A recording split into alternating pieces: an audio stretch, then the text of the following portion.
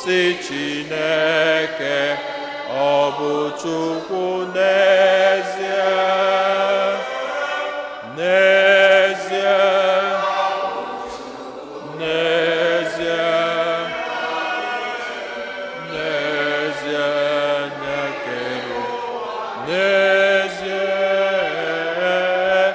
biko were ọṅụ tọnụ Chukwu si Chineke ọ bụ Chukwu n'ezie.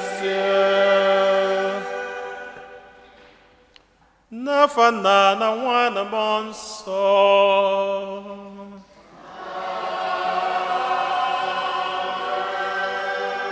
Ka ngọzi nke Onyenwe anyị Jesu Kristi na ịhụnanya nke Chukwu Nna na ịdịkọ n'otu nke Mmụọ Nsọ na-enye dịrị unu niile.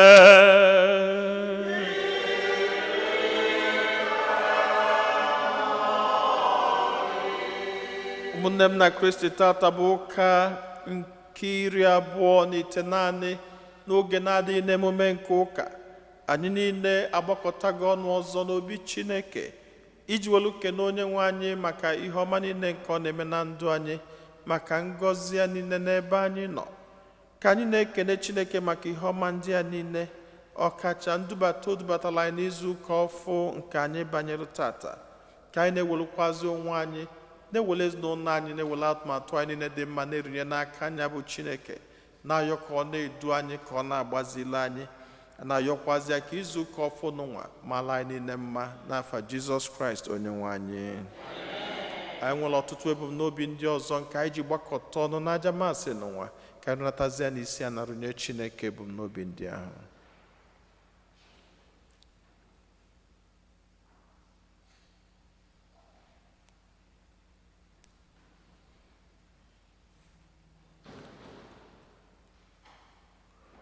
Ụmụnna, ka anyị kwado onwe anyị nke ọma maka nnukwu eme nke Yukaristia n'ụwa site n'ikwupụta njọ anyị.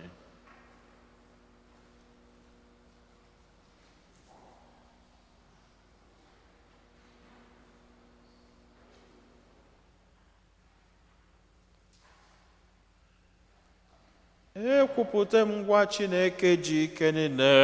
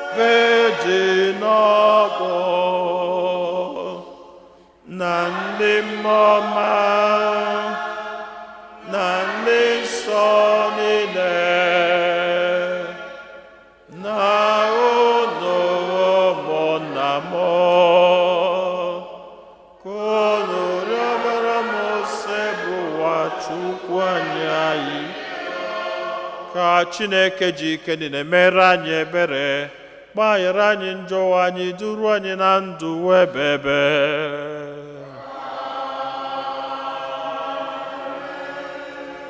Otito dịrị Chineke n'enu kasị enu.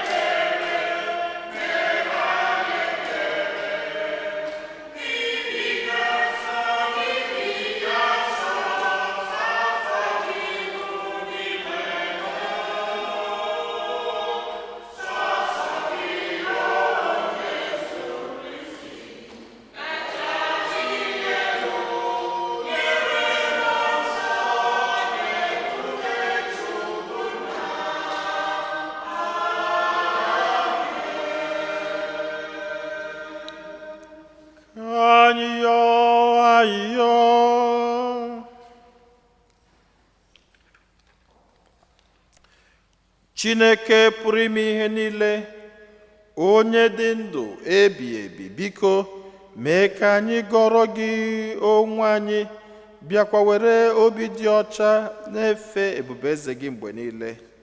Anyị yọrọ nke a site na dị nwe anyị Jesu Kristi nwa gị, onye gị na ya dị ndụ na-achị n'ịdịkọ n'otu nke mmụọ nsọ, otu Chukwu, site n'ụwa ta ụwa niile.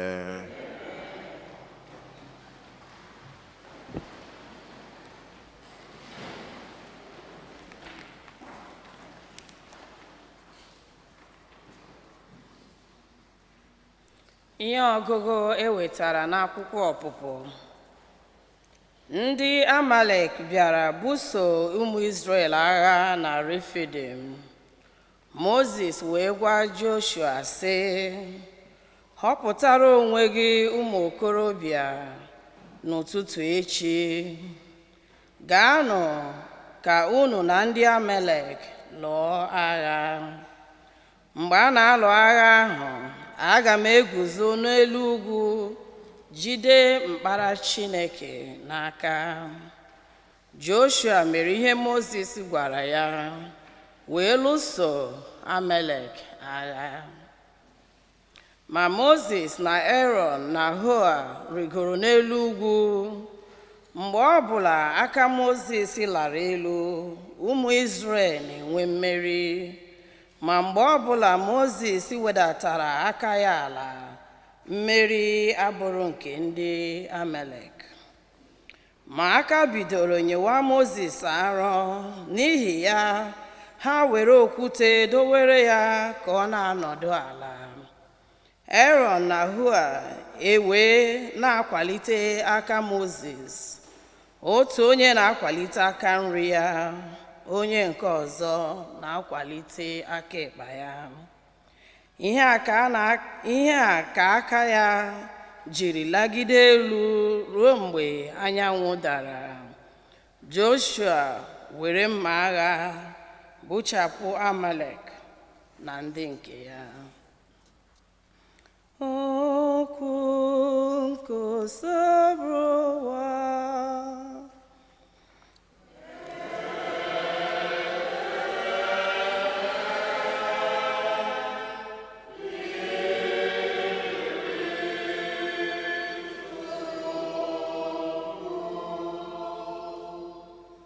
Enyemaka anyị dị n'aha onye nwe anyị, onye mere eluigwe na ala.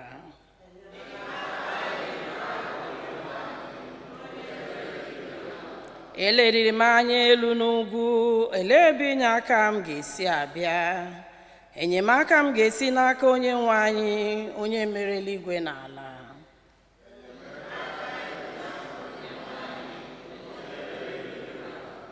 Ya ekwekwala ka ụkwụ gbachapụ gị, ụra atụkwala onye ahụ na-eche gị. Mba, onye ahụ na-eche Izrel mụ anya, ọ naghị arara ụra.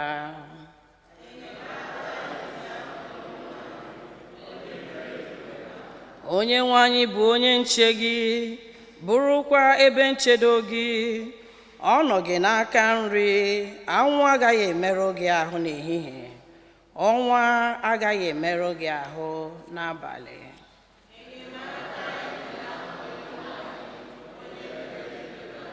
Onye nwe anyị ga-echekwakwa gị ka ajọ ihe ọbụla ghara irute gị.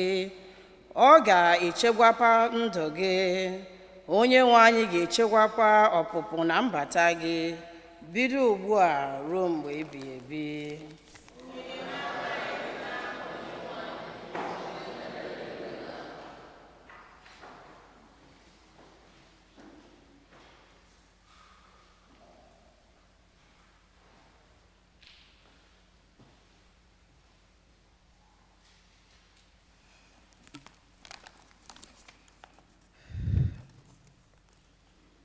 Ihe ọgụgụ nke abụọ.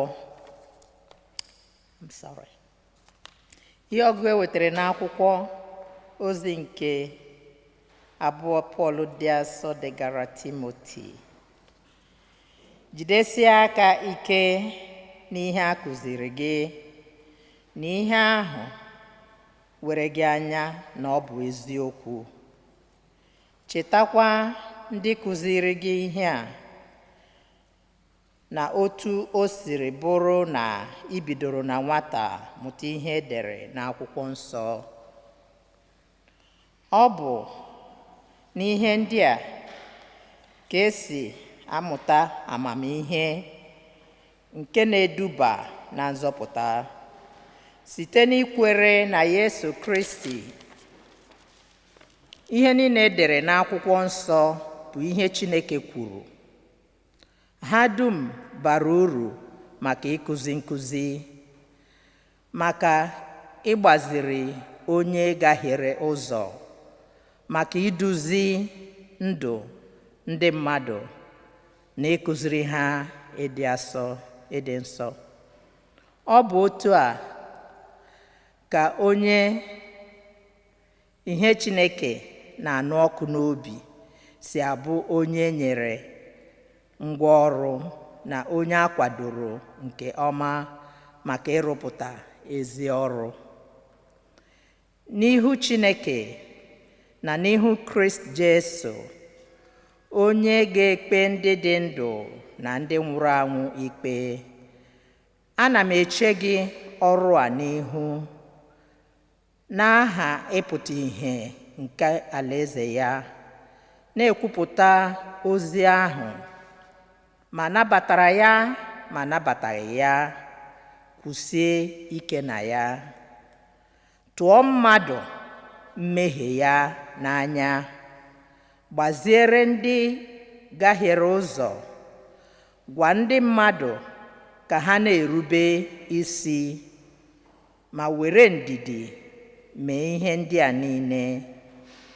niile ndị a, buru n'obi na ọ bụ nkụzi ka ị na-akụzi. Okwu nke osebụ ụwa.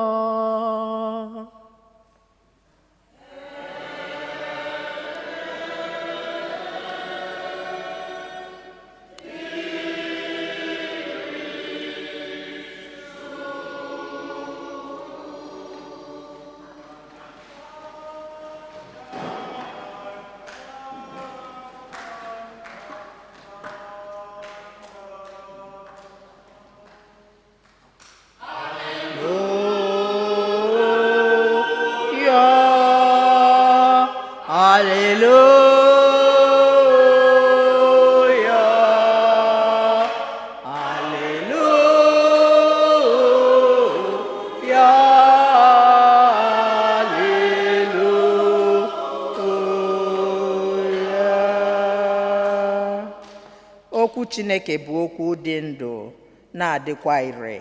Ọ na-enyocha echiche na izuzu niile nke obi.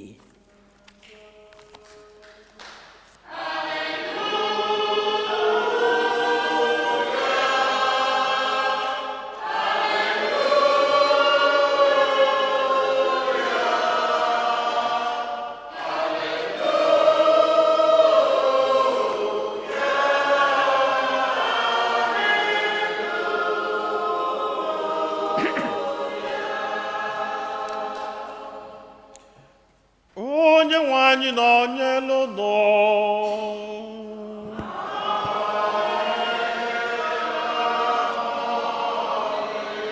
Ihe ọgụgụ nke ya si n'oziọma dị nsọ nke Luka dere.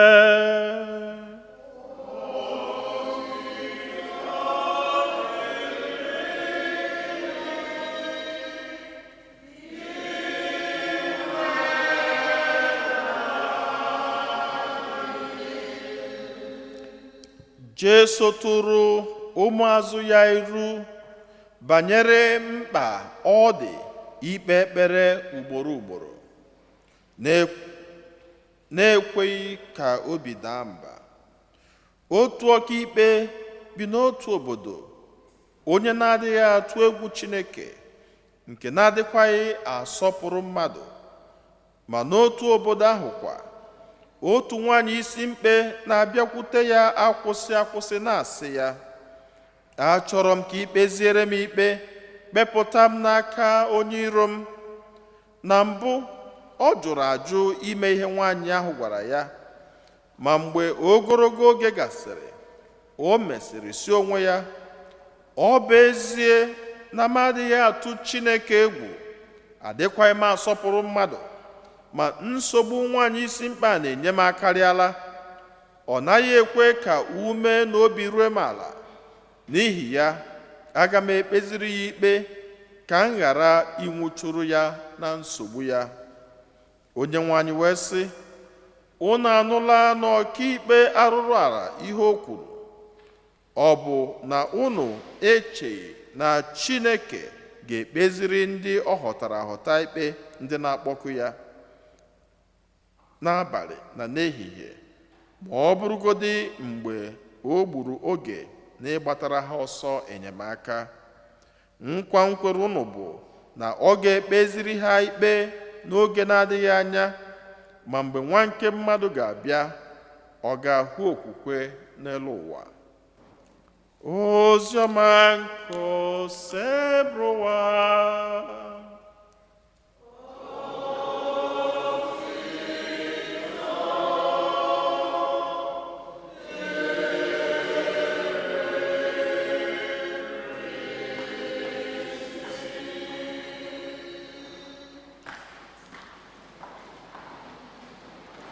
Ụmụnne m na Kristi, o tozurinu Jesu, onye jisi ike,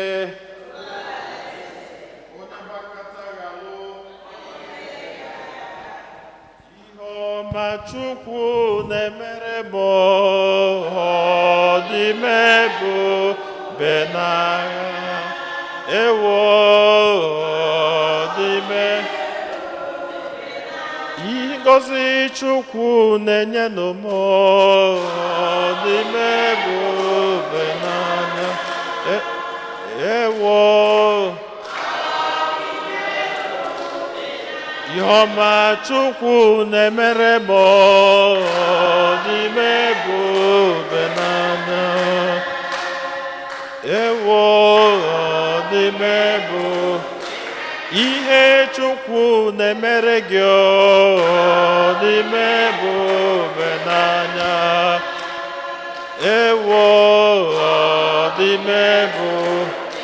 Mbuni Chukwu na-ebuni anyị, ọ dị m ebube n'anya, ewo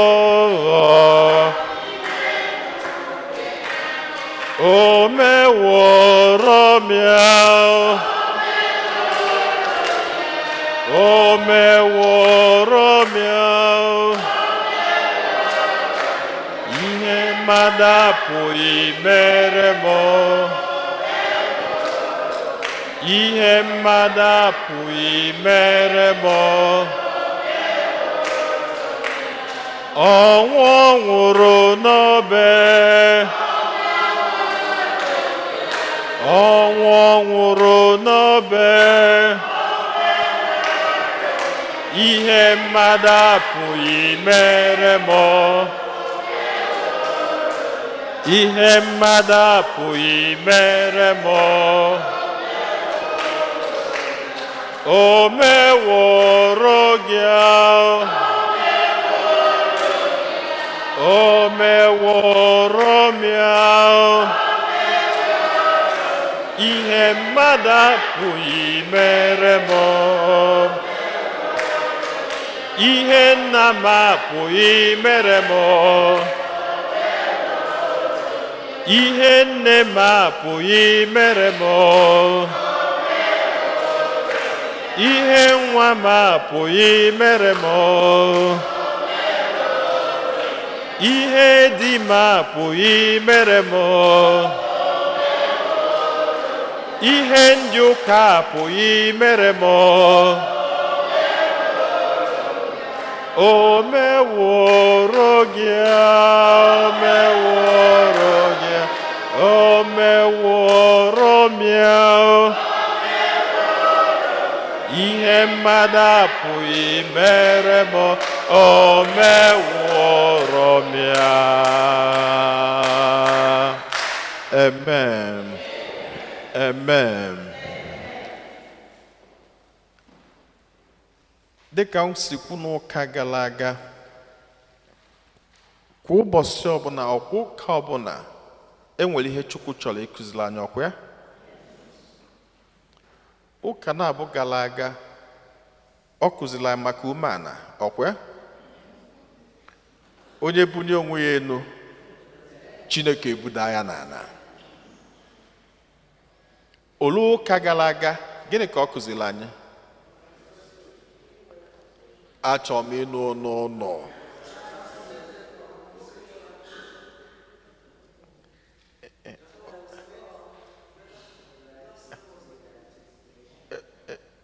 Ụka gara aga kedu ihe ọ bụ?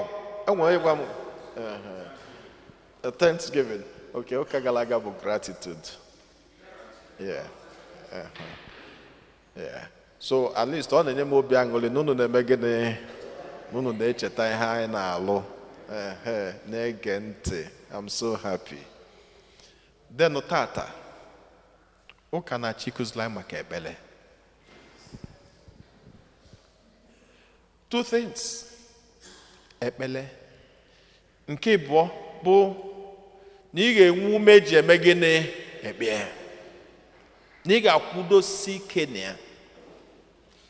Perseverance in prayers. Kedu ndị chetara ikpe ekpere ụtụtụ? Oke, ndị na-echeta ka nrapụ esi ọba. Oke, ka ntinye etu a. Kedu ndị na-ebu ụzọ eje na fonu tupu ha ekpe ekpere n'ụtụtụ?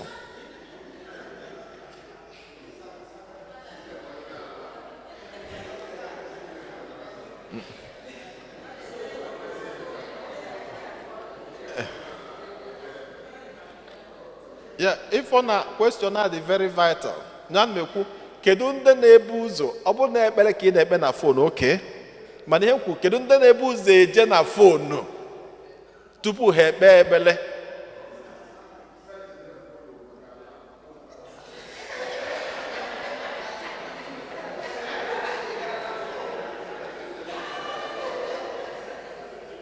Maka ajụjụ n'ụwa dị nnukwu mkpa. Ajụjụ n'ụwa dị nnukwu mkpa because it sets what your priority is. Kedu ndị ka na-echeta ekpe ekpere tupu ha elie nri? Okay. Ngwa chere ka m bịa. Kedu ndị na-echeta ekpe ekpere na ha jee restọrantị ili nri?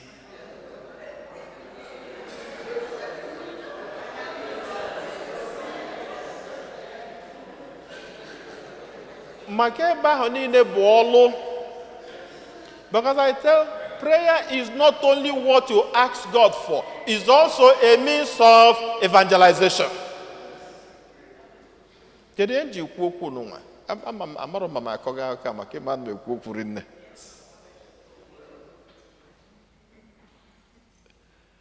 Echeta m some years back, one of my cousins in Virginia wee bịa. I went jebe Ndupia na Penn Station. So I na train. Bia oka for 45 minutes. I was saying ka I get the 45 minutes where my was ka I banya no mobile restaurant did there. I have banya order ni. I order say ni. Imana instinctively. Makenje kwabo parents. If you don't coach your kids about praying in these situations, they will not learn it when they grow up. Because some of us instinctively, even when you are buying on, you won't bug a beach for you, net yen no, or for give again, give for me because you may bury.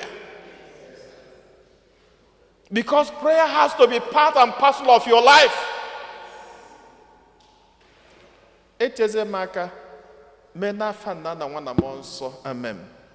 Because ụfọdụ chibe nke ha mekokwu mena fanda ndị mmadụ abịa ha anya. Izo aka ha ezo onye ka njụ esi is also a means of evangelization. Emem na fanda na nwana monso amen. Bless also Lord and this thy gift. Tupu na emecha nke nje buruzi anu fada ngozie ya. Agọzicha m ya. Man, do you know the funny thing? Half of them, or almost 40% of them in a restaurant, anya hamegene, not even no.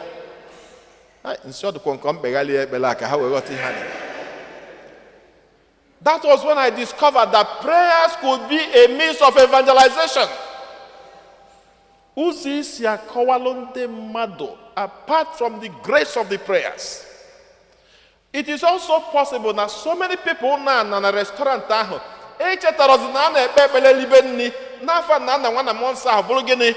a reminder to some of them.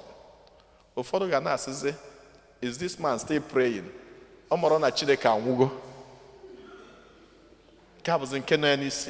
But it's also a way of reminding people. N'ihe ọgụgụ agụgasịrị anyị n'ihe ọgụ nke mbụ egosila anyị ebe Moses jere ọgụ ya na ndị Amalekite.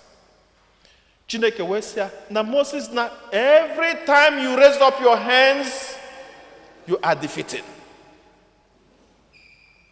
Anonya bebele. Prayer is fire. Every time you shoot your prayers, you are defeating.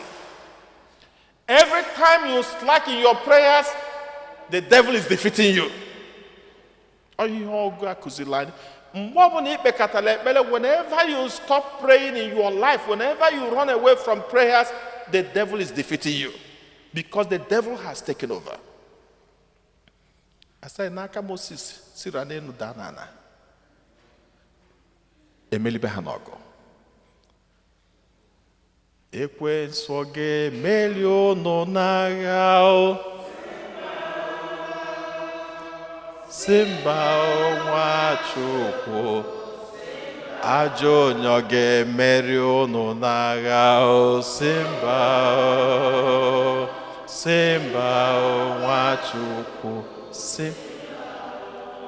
This is the only way to defeat the devil. That's the only way. So say to her. And once or say, that there are times when we want to pray, we miss it. Na move forward, you will like chapter chaplet. Those boys be the bidder can marry Jupiter na grass or seven no yellow. Get me? Obia. Anya gini ne mechi. Iheni ne mechi. Phone di kugina kona daponana. Mana mmadụ kpọọ gị na fonu sị gị na ya kwụnye gị $10,000 ozugbo ahụ. Gịnị ga-eme? Anya ahụ niile na-emechi eme gịnị?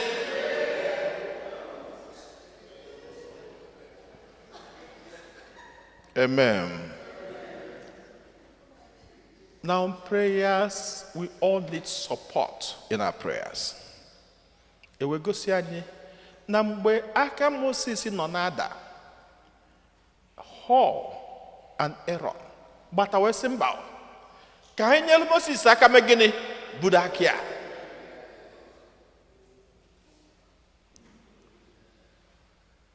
We all need support. Mobile father can I yokwe belem benine 24 hours. Even a mom, my mom, I know, 9 days novena. And make Kenya a call, and can you hold Webolo? And that's what it is. Parents, it is your job to support these kids in prayers. And that is why it's a disaster for a parent who doesn't pray.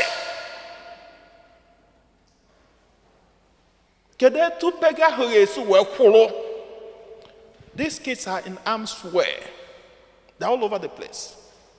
The devil is prowling around like a roaring lion, seeking for someone to devour. And the Bible said, stand up to the devil, strong in faith, strong in prayers. You have to support them in prayers. Support them in the morning, support them in the afternoon. Just like Aaron was supporting Moses, you should be the pillar for your children. Ihe nọ na street erika. Ihe nọ n'ụzọ erika. Ihe nọ all around us is so much. It is through prayers and perseverance, persistency. mgbe ụfọdụ ndị mmadụ na-afụ ekpere ka ọlụ. Isi akpa ekpere ọsịgo na otekwe ekpere ekpere a. Ekpere turn out to be a job or a labor. It is not true. Prayer is a communication. And in way ki define ya maka na o ihe mmadụ kpọrọ nkịtị ya ka ọ na-eme gịnị? Ịkpọ nkịta gị Clinton. Ọzawa Clinton. Sọsọ ihe omeme bụ na ọmachi America. Mana ọ ga-abụ Clinton. Ịkpọ ya Bush. Ọ bụrụ Bush. Ihe ịkpọ your relationship with God is what it becomes. Isi na ekpele bụ ọlụ for you. Ọ bụla ọlụ. Isi na ekpele bụ nkata for you. Ọ bụrụ nkata.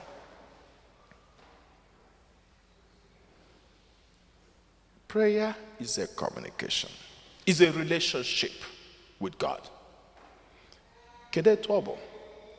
N'anya, let's say na nwunye gị bịara plane jebe Nigeria. Ọ di gị bịara plane jebe Nigeria. Ọ naluo Nigeria.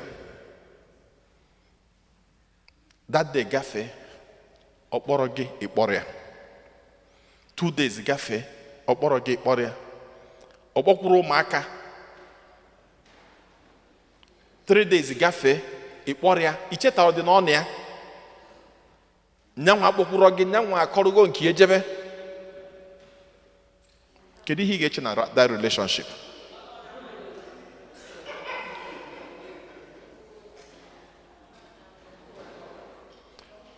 O nwere si na the relationship nwere gịnị? Na o nwere kọma. Network ọ dị na relationship with God. When you don't communicate God, your relationship with God will come. Some of us naga 1 day, 2 days, 3 days, 4 days, 5 days, 6 days. Ị ma sọ mgbe ọ ga-eji echeta Chineke na ọ bụ na moto kụọ ya. Ma ọ bụ enwere ihe ọ bụ na bịalụ n'ozugbo. Ekpeli na ekpe is a communication. And mgbe ụfọdụ ekpele na-abụla anyị when you are prayerful and you are faithful to God. Ekpele na-enyekwala anyị aka to interpret life differently. To interpret your experience differently. For instance, enwelu onye motie kụrụ, ọ park moto na street. Somebody just came and rammed into that car. Kulie ya. Opota fumotie. Of course, naturally, we'll be very upset. Am I right? As a human being, you'll be very upset. But when after being upset, when you're a prayerful person, what happens next? You will start interpreting that incident differently. A lot of ideas will start floating in your mind. What if I am in this car? What if none aside? What if by the time you do that, what if God provides the answer, and the next thing is thanks be to God, and you be in your prayers. That's what prayer does for us, because when you know God, when you speak to God, you interpret everything that happens in your life in the word of God. And it energizes you, it keeps you going. There are so many types of prayers. And with vocal prayer, nke anyị na-ekpe mgbe niile, ịnọrọ ebe Chineke ekene gị na madụrụ ka ndị ọjọọ niile nụwa. Chineke, Holy Ghost. That's okay. All communication, nke solo onye ọ na-eme gịnị, ọ na-ekwu. Mana nke bụ vocal. Enwekwala another type of prayer. Prayer of intercession. Nke iji ayọlụ ndị mmadụ ayọ nya ka iji asị ka ikpe ekpele nke ndị megịnị ndị kwelu nọ. We pray for other people. Chineke melu onye a Chineke gọzie onye a, Chineke chekwaba onye a. Enwe ndị ga-ayọ gị ekpele, so many piles of prayer, like nke mbụ nkata ka ọ bụ. Father, kpeela anyị nke a, Father, which is beautiful. Prayer of intercession. You intercede for other people. And a prayer of petition. Prayer of petition, but the one you pray for yourself. Makanya nebelo nwanyị ekpele, wena echekwaba nwanyị. Maka mgbọ na-atụ from every corner. You have to protect yourself with prayers. Prayer of petition. And a prayer of lamentation. I think last Sunday, ka Habakkuk. Tibel Chineke mbusi Chineke. Ogene. Why are you doing this to me? That's prayer of lamentation. Sometimes you can speak to God directly. Because he's your father. He's your God. You lament on your situation. The only difference in your own lamentation is that you are lamenting to God with faith. Then we meditative prayers. Meditative prayer is the one you think, you reflect in yourself without words. That prayer is always very powerful. Meditative prayers. And a prayer of reconciliation. There are so many types of prayers. But one thing in the midst of it is that prayer is important. Arm yourself every day with prayers. Arm yourself every day with prayers. Always remember that the devil is prowling around like a roaring lion, seeking for someone to devour. The only counter force to the devil is stand up to him strong in prayers and faith. Amen.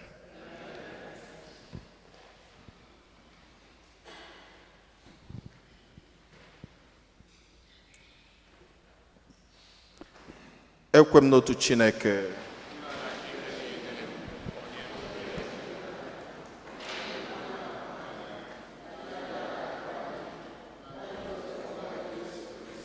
So otu nwa Chineke nna mụrụ tupu ụwa tọọ ụwa niile. Chukwu si na Chukwu, ihe si n'ihe.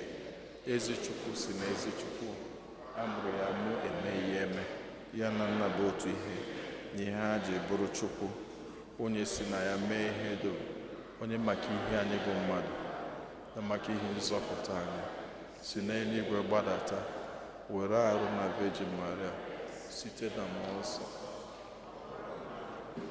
Ya kpọgbo ya n'obe n'ihu, n'oge ọchịchị Pontius Pilate, ọ taa ahụhụ, ọnwụọ enyi ya, o bilitere n'ụbọchị nke atọ ka akwụkwọ nsọ siri kwu, ọ rọgoro n'eluigwe.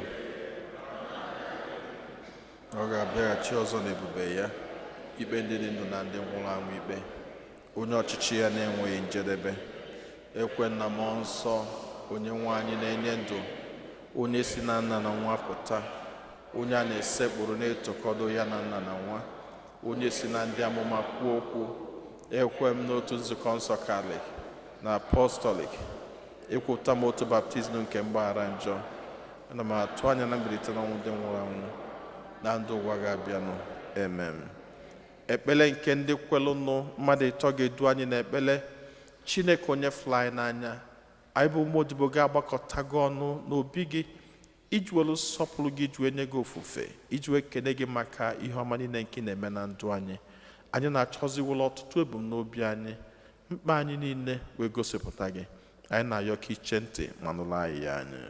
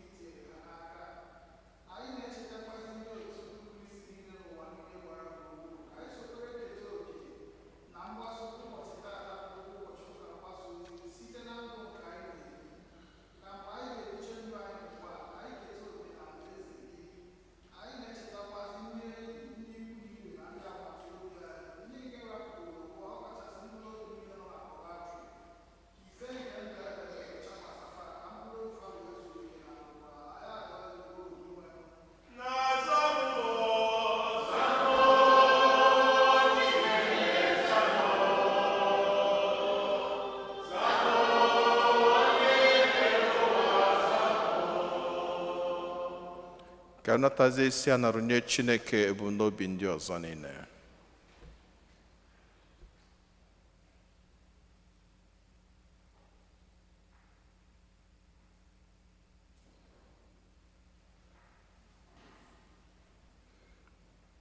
Ife ndị a niile ka anyị yọrọ ma kwere na ị ga-emela anyị karịa ka anyị pụrụ ịyọ gị site na Kristi Onyenwe anyị.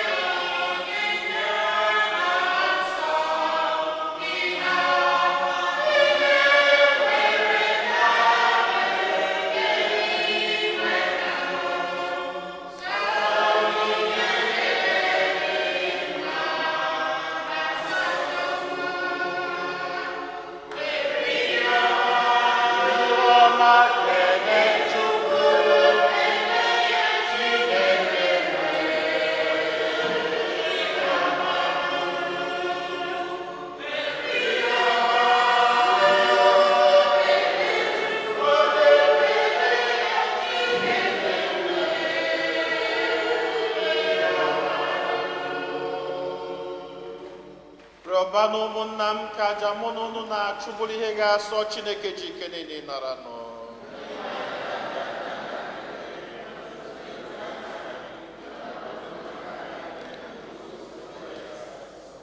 onye nwe anyị mee ka anyị jiri obi anyị niile were onyinye nyere anyị na-efe gị. Biko were amara gị wụcha anyị ka anyị wee dị ọcha site n'ihe omimi nke anyị ji agbara gị odibo. Anyị yọrọ nke a site na Kristi onye nwe anyị. Onye nwe anyị na onye lụdọ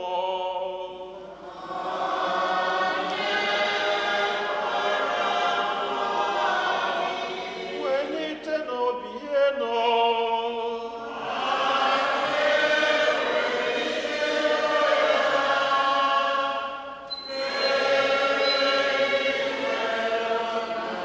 ka anyị nye n'ụdị nwere Chukwu anyị ekene.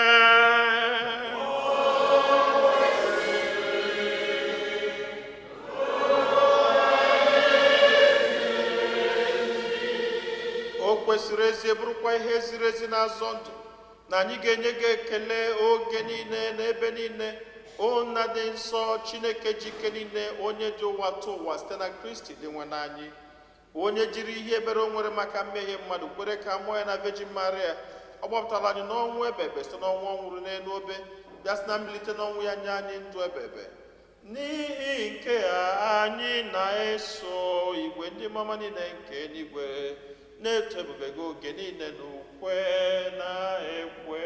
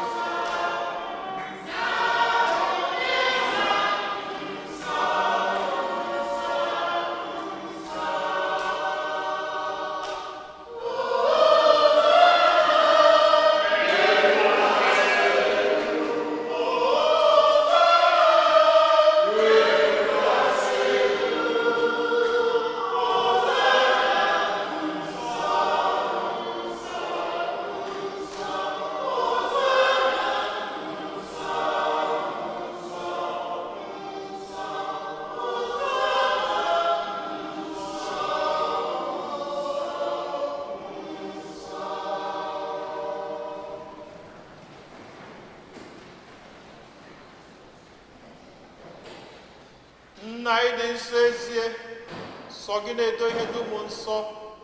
Anyị arịọ ka ido onyinye ndị a nsọ site n'ịkwasa ha mmụọ gị ka ha wee ghọrọ anyị arụ n'ọbara nke onye nwe anyị Jesu Kristi, onye bịara tupu edunya n'ọnwụ, nke o jiri aka wee nara o were achịcha nye gị ekele na otito, nyawa ya nye ya ụmụazụ ya sị, naranụ nke a rienụ ya ụnụ niile, nke a bụ arụ m nke a ga-eduru nye maka ụnụ.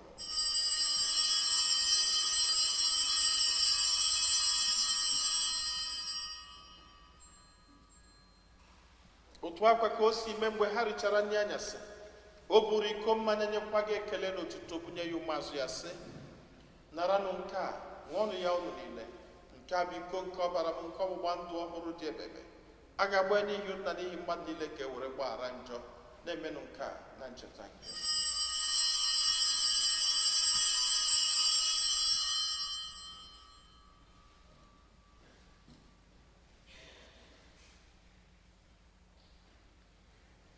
ka anyị kwupụtanụ n'ihe omimi nke okwukwe anyị na-eme ugbu a.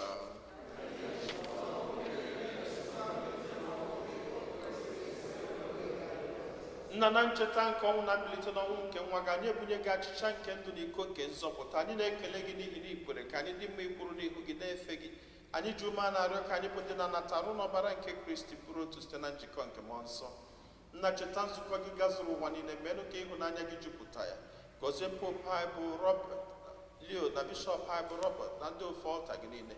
Chetakwa ụmụnna anyị ndị ji okwu wee gaa n'ezumike nke ọnwụ. Kpọbata ha na ndị ọzọ niile nwụrụ anwụ n'ihe nke ebube gị. Biko meela anyị niile ebere. Ka anyị soro Virgin Maria dị ngọzi, nne nke Chukwu, na ndị apọstụl na ndị nsọ gị niile, ndị mere uche gị na wee keta ndụ ebebe. Ka anyị sorokwana ha na-eto gị ebube site na Jesu Kristi nwa gị.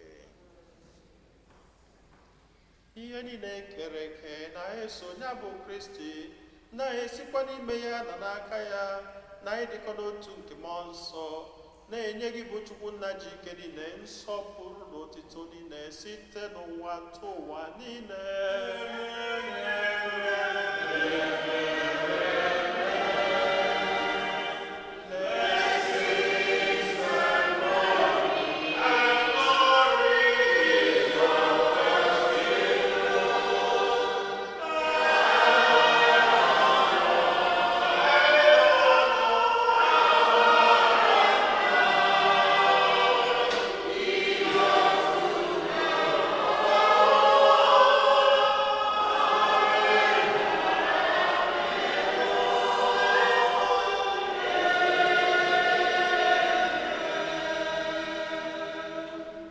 Anyị nọ n'eluigwe,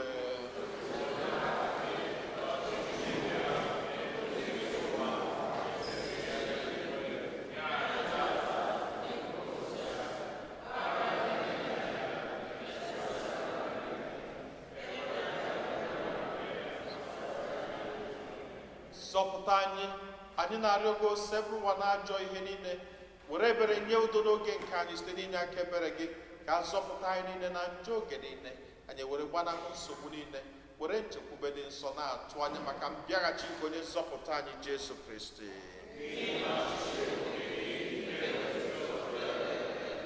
Onye nwe anyị Jesu Kristi, onye gwara ndị apọstụl gị, udo ka m na-arapụrụ n'udo nke m ka m na-enye unu, elekwana anya na njọ anyị, kama lekwasị anya n'okwukwe nke nzukọ gị. Nye ya udo na-edekọ n'otu mgbe niile ka uche gị siri chọọ. Gị bụ onye dị ndụ na-achị ebe. Udo nke ose bụrụ ụwa dịrị unu mgbe niile.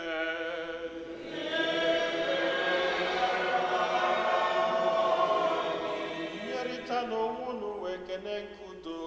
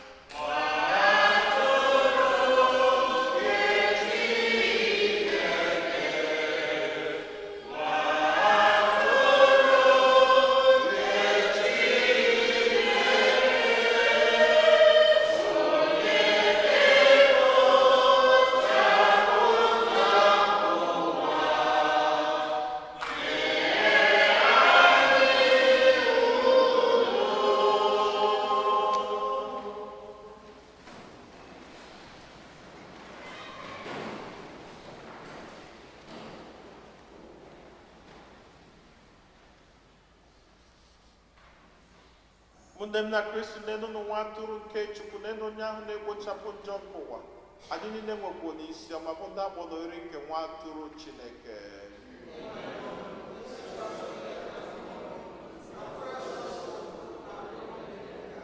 Ka arụ n'ọbara Kristi chekwaba anyị niile were na ndụ ebebe.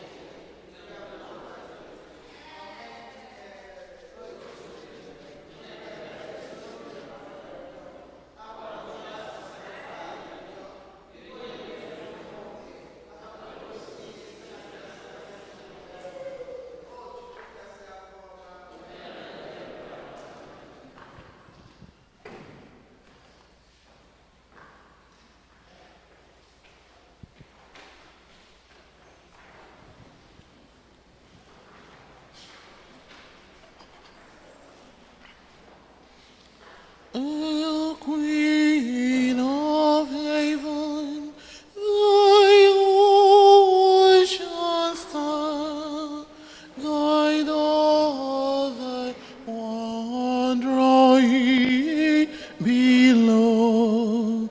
Throughout all life's search, we claim thy care. Save us from peril and from all.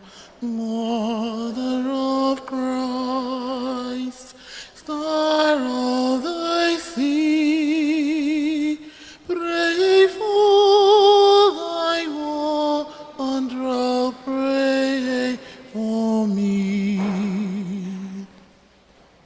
On gentle chains, thy spotless maid, we sinners make our prayers through thee. Remind your Son that he has paid the price of our iniquity. Virgin most pure, star of the sea, pray for us sinners, pray for me. And why to him who reigns above in God and one impasing tree, thy source of grace, the grace of love, O mage we pay on bended knee. Do the bride queen, star of the sea, pray for thy children, pray for me.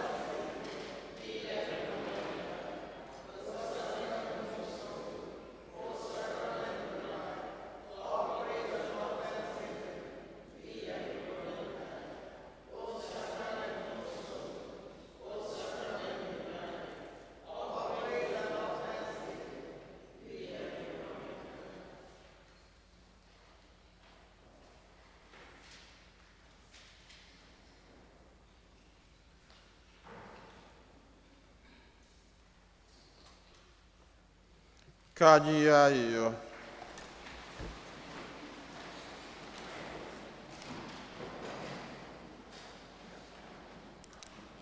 Dị nwanụ biko, ka anyị na-aga n'ihu site n'ịnata ori nsọ a ugboro ugboro, ka anyị site n'enyemaka anyị na-enweta n'ihe nke ụwa were mata ihe nke eluigwe. Anyị yọrọ nke a site na Kristi Onyenwe anyị.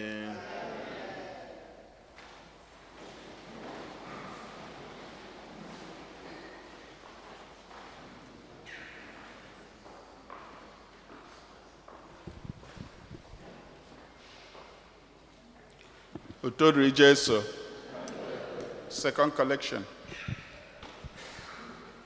Come and see what the Lord has done for me. Come and see what the Lord has done for me. Come and see what the Lord has done for me. If I to be made, I will really pay. Come and see what the Lord has done for me. Come and see what the Lord has done for me. Come and see what the Lord has done for me. It's way to be made, I will only pray. Come and see what the Lord has done for me. Come and see what the Lord has done for me. Come and see what the Lord has done for me. It's way to be made, I will really pay. Utoru Jesu. Parish announcement. All Souls Day is approaching, November 2nd. We are dedicating candles to pray for our beloved departed. Donation, $30 for the month of November. To dedicate a candle, please place the name and donation in an envelope and drop it in the collection basket or bring it to the rectory. Forms are in the bulletin. See the bulletin for more details.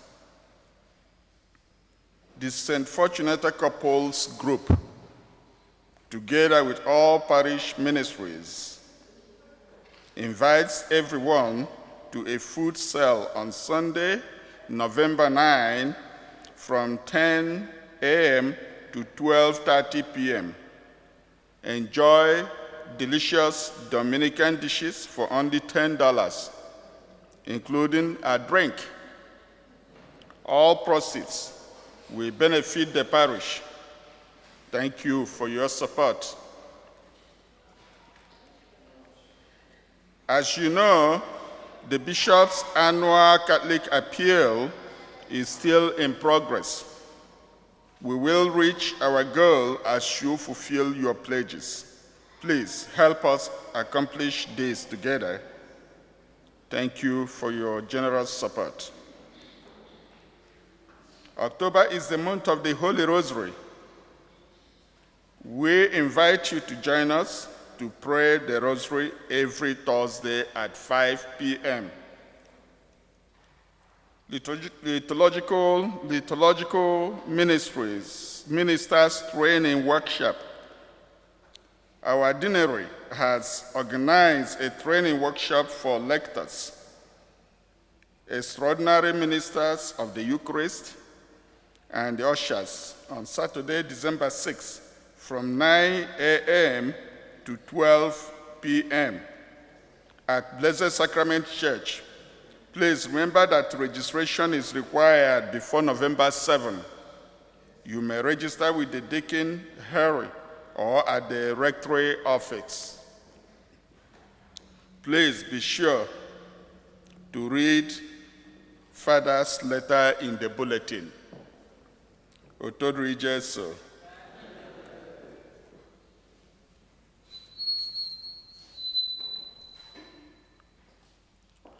anyị ga-ebido plan ya for our November 2nd Sunday meeting. Wo mgbe anyị ga-eji were may elect our leaders again. So oruola, so everybody should be prepared for it. Last Sunday, Kaimre, our seminar, it was great. Fonde Birano. I think most of us here came and it was really, really worth it.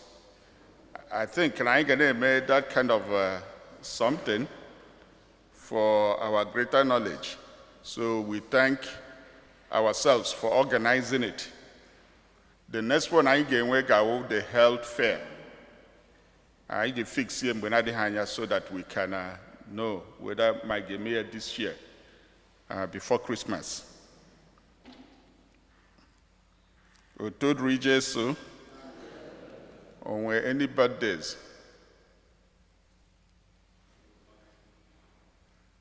Ujatlono. Any birthdays for the week? No?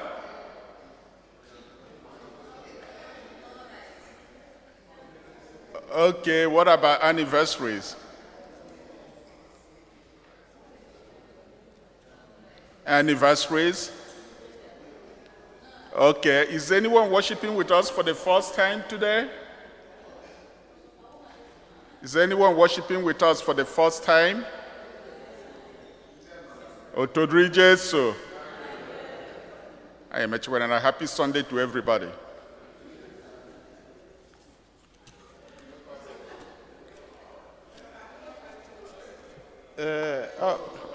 Otodri no Jesu. Afọ ga na-ekwe nwe bedde onye ọbụla na no chekwa ka nkọwa ya ọfụma. Ngozi bedde dị very important. Kama mmadụ ga-ezo ezo. Kama mmadụ ga-asị kama ya ga-enye anyị rice ka ya rapụ ngozi. So nne ji nke ahụ iche. So ọzọ ana m ekene onye ọbụla again just like Dr. Nna said maka last week. Ụmụ ihe a dị nnukwu mkpa for information because ihe a na-navigate na system obodo erika that we do not know. Orika ọsọsọ mgbe ị ga-eju eghọta ya bụ enwe ihe mere gị n'ike ịzọbazi onwe gị by then if na mistake emegoro ebu gị ibu and so many of them you may not even fastly get yourself out of it. You know, so nke a bụ ofu ka anyị ka melụ. Yeah, we are planning the health fair which Chineke mee nke a ga. Then we another one ọzọ anyị ka ga-plan kwa nke a bụ estate management nke a nejikwa nke ahụ iche. So all these nuances I chọrọ ka anyị na-enwe information because so many of us ndị bịanwunu kịta ka mma na index annuity and life insurance is a better maneuver in the system. Karịa ndị nke anyị na-eme ọzọ imesilie ana ama m na imesilie ana afọ nke isi ene mmanya ka emesilie mana ama m ebe ijebele anyway ama m ebe ijebe nsogbu adịrọ. So that's how the system runs and we have to understand this system. Otherwise a man ebe anyị ga-elimiti kwuo onwe anyị bụ ihe our great grandmother si mere and gịnị ka ha mere isusu is either na ha tụrụ isusu or na ha zolu n'okpuru foam. N'okpuru foam ọ na-edike.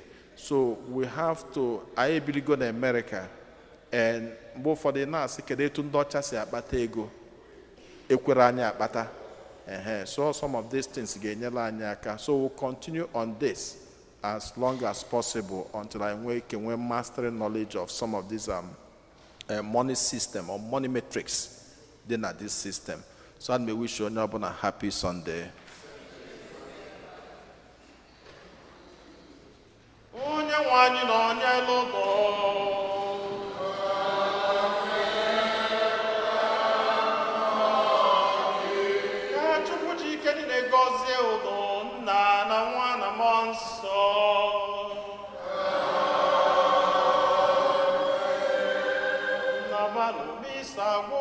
Go